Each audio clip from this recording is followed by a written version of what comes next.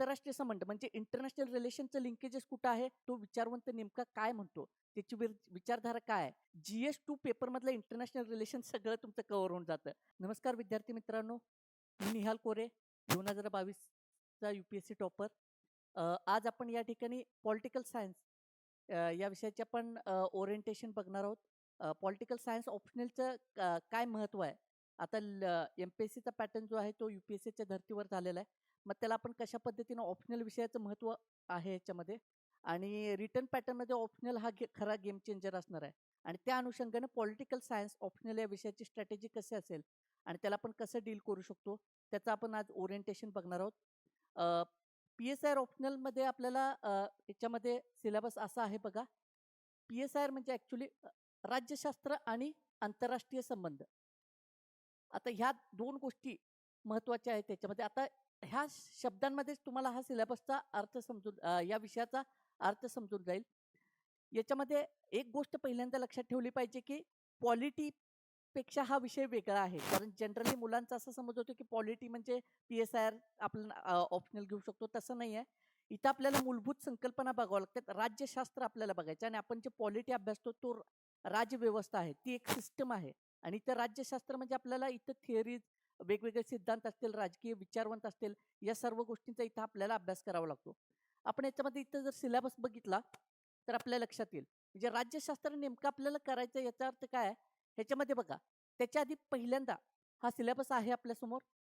पहिल्यांदा political science ऑप्शनलचे आपल्याला काय बेनिफिट असू शकतात राज्यसेवेच्या दृष्टिकोनातून ते पहिल्यांदा बघूया.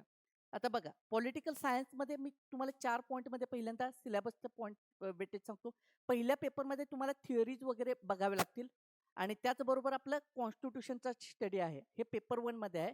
पेपर 2मध्ये तुम्हाला कंपॅरेटिव्ह पॉलिटिक्स म्हणजे तुलनात्मक राजकारण बघायचं आहे आणि इंटरनॅशनल रिलेशन, आंतरराष्ट्रीय राजकारणाचा आपल्याला पार्ट तिथं बघायचा आहे. म्हणजे याच्यावरून तुम्हाला लक्षात येईल ह्या 4 पॉईंटवरून की आंतरराष्ट्रीय संबंध म्हणजे इंटरनॅशनल रिलेशनचं लिंकेजेस कुठं आहे, तर आपल्या GS पेपर 2मध्ये आहे. त्याचबरोबर थिअरीज वगैरे आहेत, हा पार्ट तुम्हाला आपल्याला इथिक्समध्ये महत्त्वाचा ठरतो. त्याचबरोबर एस्से लिहिण्यासाठी महत्त्वाचा ठरतो. त्याचबरोबर ओव्हरऑल GS2चं प्रिपरेशन म्हणजे थोडक्यात आपण असं म्हणू शकतो की पॉलिटिकल सायन्स ऑप्शनल आपण घेतलं तर आपलं GS2चं जे आहे प्रिपरेशन, GS2 प्रिपरेशन इझी होऊन जाईल. त्याचबरोबर मी काय सांगितलं, थिंकर्स आहेत आपल्याला. आता इथंच जर बघितलं, राजकीय सिद्धांत आहेत, अर्थ आणि दृष्टिकोन आहे, त्याचबरोबर स्त्रीवादी दृष्टिकोन वगैरे ह्या सगळ्या गोष्टी बघायच्या. न्याय सिद्धांत आहे. मग ह्या सगळ्या गोष्टी इंडियन सोसायटी असेल, भारतीय समाज, त्याचबरोबर इथिक्सचा आपला जो सब्जेक्ट आहे त्याच्यामध्ये याचं खूप महत्त्व आहे, थिअरीचा, पॉलिटिकल थिंकरचा. आणि सगळ्यात महत्त्वाचं एस्से पेपरसाठी पॉलिटिकल सायन्स ऑप्शनल असलेल्या विद्यार्थ्यांसाठी खूप बेनिफिट होतो. एक एक एस्से जो असेल किंवा 2 सेक्शनमधले एक एक एस्से किमान असे असतात की ते पॉलिटिकल सायन्सच्या ऑप्शनलच्या विद्यार्थ्यांसाठी आपल्याला पाहायला मिळतात. त्यामुळे तुम्ही एस्सेमध्ये जो फ्लो आहे, वेगवेगळे थिंकर्स लिहायचे आहेत, ह्या सगळ्या आयडिओलॉजी आहेत. किंवा आता बघा इथं जर बघितलं आपण भारतीय राजकीय विचारधारा, आता इथं धर्मशास्त्र आहे, अर्थशास्त्र आहे, बौद्ध परंपरा, बघा इथं फिलॉसॉफिकल एस्से तुम्ही डील करण्यासाठी ह्या सगळ्या गोष्टीचा तुम्हाला तिथे फायदा होणार आहे. हा PSIR ऑप्शनलचा हा आपल्याला फायदा आहे. जनरली आपण असं म्हणतो की डिसएडव्हान्टेज म्हणता येणार नाही, पण काही लिमिटेशन्स असतात याच्यामध्ये. तर लिमिटेशन पण मी म्हणता येणार नाही, कारण जर तुम्ही तयारी केली तर तुम्हाला ह्या सगळ्या गोष्टी GSचा जो अदर पेपर्स आहेत त्याच्यामध्ये पॉलिटिकल सायन्स या विषयाचा तुम्हाला फायदाच होणार आहे. लिमिटेशन हे म्हणतील की थोडंसं तुम्हाला टेक्निकॅलिटीज समजून घ्यावं लागतील, थिअरीज व्यवस्थित समजून घ्यावं लागतील. जे काही सिद्धांत आहेत, राजकीय थिंकर्स आहेत, विचारवंत आहेत, ते तुम्हाला प्रॉपर समजून घ्यावे लागतील. बट यात एकदा का तुम्हाला विचारवंत समजून घेतले की आता फॉर एक्झाम्पल इथं आहे, आपण बघितलं पाश्चात्य राजकीय विचारधारा आहे. याच्यामध्ये आता समजा प्लेटो नेमकं काय म्हणतात, प्लेटोचे वेगवेगळे सिद्धांत आहेत. ते प्लेटोचे सिद्धांत आपल्याला प्रॉपर समजून घ्यावे लागतील. तो विचारवंत नेमका काय म्हणतो, त्याची विचारधारा काय आहे, हे एकदा समजून घ्यायचं आहे. एकदा काही हे अवगत झालं की तुम्हाला याच्यामध्ये एकदा अंडरस्टँडिंग झालं की तुम्हाला फार नंतर एफर्ट्स टाकण्याची गरज नाही. हा पॉलिटिकल सायन्सचा हा सगळ्यात मोठा ॲडव्हान्टेज आहे. आणि मिथ असं जनरली म्हटलं जातं, मी मिथच मानतो. बाकीच्यांचे अप्रोच मला माहित नाही की मिथ असं म्हटलं की खूप तुम्हाला करंट वगैरे असं नाही आहे. करंट नाही, तुम्हाला कंटेम्पररी इश्यूज माहिती पाहिजेत. आता जर बघितलं, आता इथं मी तुम्हाला पुढच्या विषयात पुढच्या पेपरमध्ये इथं दाखवतो तुम्हाला. हे बघा, भारत आणि जग ह्या याच्यात जर आपण बघितलं, भारतीय परराष्ट्र धोरण. आता इथं जर बघितलं की आपल्याला जनरली वाटेल की हे फारच करंट ओरिएंटेड आहे, तर तसं नाही आहे.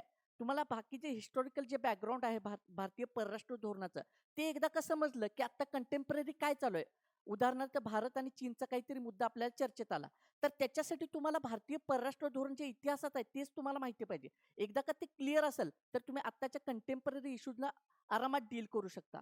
हा सगळ्यात महत्त्वाचा याच्यामध्ये आपल्याला ॲडव्हांटेज आपल्याला PSIRचा मिळून जातो. आणि मी मगाशी सांगितलं, हा जर पार्ट तुम्ही केला भारत आणि जग, GS2 पेपरमधलं इंटरनॅशनल रिलेशन सगळं तुमचं कव्हर होऊन जातं. हा सगळ्यात याच्यामध्ये आता इथं आहे बघा, अलिप्तता चळवळ, ध्येय आणि आता आपण नाम वगैरे, नॉन अलाइनमेंट मुवमेंट वगैरे हे सगळ्या गोष्टी आपण GS2ला रेफर करतच असतो. आता इथं हे जर बघितलं, आता अलिप्तता चळवळ याचा तर करंट कॉन्टॅक्टमध्ये काहीतरी एक न्यूजमध्ये येतो. त्याचा अर्थ असं नाही की तुम्हाला सगळं पूर्ण करंट ओरिएंटेड नाहीये. तुम्हाला अलिप्तता चळवळ मूळची इतिहासामध्ये काय आहे, कशी झाली, त्याचा उगम काय झाला, त्याचं उद्दिष्ट काय होतील, धोरणं काय होते, हे एकदा का कळालं की आता कंटेम्पररी इश्यू काय आहे, तर तुम्ही आरामात त्याच्यामध्ये डील करू शकता. म्हणून मी मगाशी काय म्हटलं, की हे मिथ आहे जनरली, की खूपच करंट ओरिएंटेड आहे हा सब्जेक्ट. करंट अफेअर्स ओरिएंटेड आहे. हे मिथ तुम्ही डोक्यातून काढून टाका. पॉलिटिकल सायन्स तितकाच स्टॅटिक आहे. जर तुम्हाला एकदा जर कॉन्सेप्ट क्लिअर कळाल्या, आता उदाहरणार्थ आणखी एक मी तुम्हाला थिंकरच्या ह्याच्यामध्ये सांगून देतो. मग तुम्हाला लक्षात येईल. ठीक आहे. आता याच्यामध्ये मी तुम्हाला उदाहरण घेऊन सांगतो, की आता बघा चाणक्य. आता चाणक्य मी तुम्हाला एक थिंकर घेऊन सांगतो, म्हणजे तुम्हाला लक्षात येईल. चाणक्याचे जी काही वेगवेगळे सिद्धांत आहेत. आता चाणक्याचे एक सिद्धांत काय आहे, की आता आपला हा भारत देश आहे आणि भारताचा एक शेजारी आहे आणि पलीकडचा एक शेजारी आहे म्हणजे भारताचे, असे 3 आपण जर मांडले, तर चाणक्याच्या एका सिद्धांतामधून काय आहे, की हा जो आहे तो जनरली आपला म्हणजे एनिमी असतो. म्हणजे आपला एक जनरली शत्रू असतो आणि याच्या पलीकडचा असतो तो जनरली मित्र असतो. आता हे करंट कॉन्टेक्स्टमध्ये कुठं आहे तुम्ही कमेंटमध्ये मला सांगायचं आहे, की आता हे आहे बघा, याच्यावरून तुम्हाला लक्षात येईल. आता हे चाणक्याने तेव्हा सांगून ठेवलेलं आहे आणि करंट कंटेम्पररी इश्यूमध्ये तुम्हाला हे ऑटोमॅटिक समजून जाईल, की तो सिद्धांत कसा लागू होतोय. हे एवढंच करायचं पॉलिटिक्स. म्हणजे थोडक्यात मी ह्या उदाहरणातून तुम्हाला हे सांगू इच्छितो, की तो थिंकर जे आहेत, त्याची जी काही विचारधारा आहे, त्यांचे जे सिद्धांत आहेत, ते एकदा का समजले, की पॉलिटिकल सायन्स ऑप्शनलमध्ये तुम्हाला काही टफ जात नाहीये. आता परत आपण याच्यामध्ये आहे ना, मी तुम्हाला एक ओव्हरव्ह्यू सांगतो. आपल्या ह्या विषयाला आपल्याला कसं डील करायचं आहे. तर सगळ्यात पहिलं बघा पेपर 1 मध्ये पार्ट पहिला आहे. त्याच्यामध्ये राजकीय सिद्धांत आणि भारतीय राजकारण. भारतीय राजकारण हा सेकंड पार्टमध्ये येतोय. त्याच्या आधी आपल्याला राजकीय सिद्धांत अभ्यासायचे आहेत. म्हणजे जसं की सांगितले की वेगवेगळे सिद्धांत आहेत. आता हे सिद्धांत आले कुठून? कुणीतरी मांडलेले आहेत. याचा अर्थ आपल्याला थिंकर समजून घ्यावे लागणार आहेत. आता इथं बघितलं. आता न्याय. रॉल्स थिअरी ऑफ जस्टिस, रॉल्सचा न्यायाचा सिद्धांत हा आपल्याला आहे. मग आता जस्टिस म्हणजे आता न्याय कशा पद्धतीने काय, आता आपल्याला हे इथिक्सला डील करावं, इथिक्सला लिहावं लागतं. मी मगाशी म्हटलं की इंटरलिंकेजेस ह्या विषयामुळे खूप सोपे होणार आहेत तुमचे. तर हे आपल्याला समजून आता ह्या सगळ्या वेगवेगळे जे आहेत ना, हे सिद्धांत आपल्याला समजून घ्यायचे. आता इथे बघा ह्या वेगवेगळ्या संकल्पना आहेत.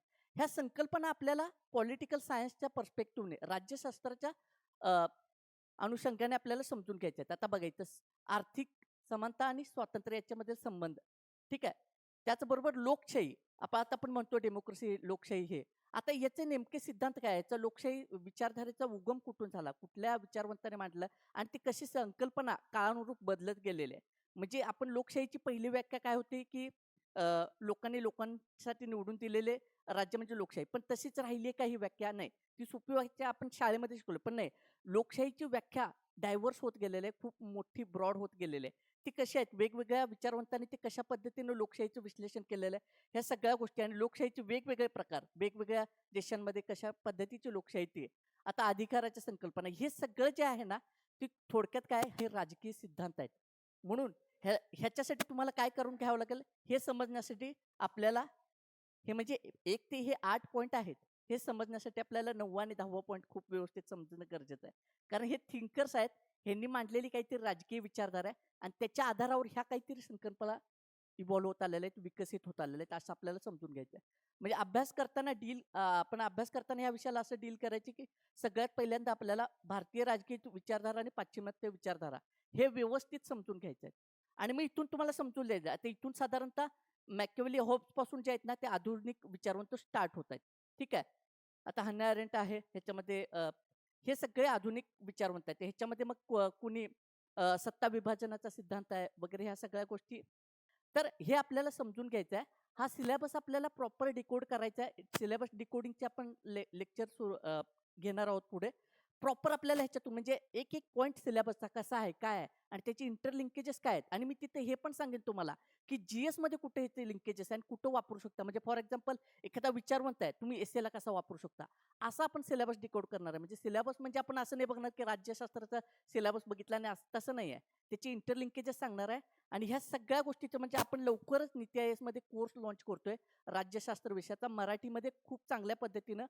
आणि हा जर कोर्स तुम्ही जॉइन करत असाल, तुम्हाला फारसं आता PSIRचं मी मटेरियल सिलेबस डिकोड करताना तुम्हाला बाकीचे जे काही संदर्भ पुस्तक आहेत तिथं सांगेन तुम्हाला. खूप मोठी यादी आहे.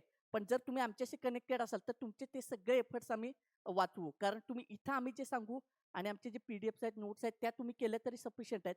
PSIRला एक आहे अप्रोच, सगळ्यात महत्त्वाचा अप्रोच. मटेरियल तुम्हाला मिळेल, पण अप्रोच खूप महत्त्वाचा आहे आणि तो एक्झाम ओरिएंटेड अप्रोच आणि एक राज्यशास्त्राचा वेगवेगळ्या दृष्टिकोनातून वापर कसा म्हणजे आपण राज्यशास्त्र आता हा ऑप्शनल विषय फक्त तुम्ही इतकं नका बघू की 250 मार्काचा पेपर 1 आणि 250 मार्काचा पेपर दुसरा हे एवढंच मी नाही बघत राज्यशास्त्राचं म्हणून PSI ऑप्शनल म्हणून मी इथं ह्याच्यातून ॲडव्हान्टेज इथं घ्यायला बघतो. GS1 मध्ये मला काय मिळेल, GS2 मध्ये काय मिळेल, GS3 मध्ये कसं कनेक्टिव्हिटी मिळेल, GS4 मध्ये तर ऑब्व्हियसली आहे, GS2 तर कंप्लीट आहे आणि त्याचबरोबर एसे. तर हे सगळं आम्ही राज्यशास्त्र जरी घेत असलो तरी त्याचे तुमचे GSचे बरेच एफर्ट्स आम्ही कमी करणार आहोत. कारण तुम्हाला हा पेपर 2 तर तुमचा पूर्ण म्हणजे डोळे झाकून कव्हर होईल. फक्त तिथं थोडासा GS ओरिएंटेड अप्रोच वापरायचा आहे. ह्यातल्याच गोष्टी GSला लिहिताना कसे लिहायचे ते आम्ही सांगू इच्छितो तुम्हाला. अशा पद्धतीने GS4ला थिंकर्स कसे वापरायचे ह्या सगळ्या गोष्टी आपण कव्हर करणार आहोत. लवकरच आपण सिलेबस डिकोड करू. हा जो सिलेबस आहे राज्यशास्त्राचा हा प्रॉपर डिकोड करणार आहेत म्हणजे साधारण 4 ते 5 लेक्चर्स होतील. म्हणजे सेक्शन वाईज आपण सिलेबस डिकोड करू आणि जर तुम्हाला कोर्स संदर्भात इन्क्वायरी करायची असेल तर हा नंबर आहे. याच्यावर तुम्ही कॉन्टॅक्ट करू शकता आणि नीती आयोगला तुम्ही जॉइन करा PSI ऑप्शनल संदर्भात आणि आपण माझ्याकडून पर्सनल गॅरंटी ही राहील की राज्यशास्त्र एकदम सोपा करून शिकू. तुम्ही फक्त अप्रोच शिकून घ्या. धन्यवाद.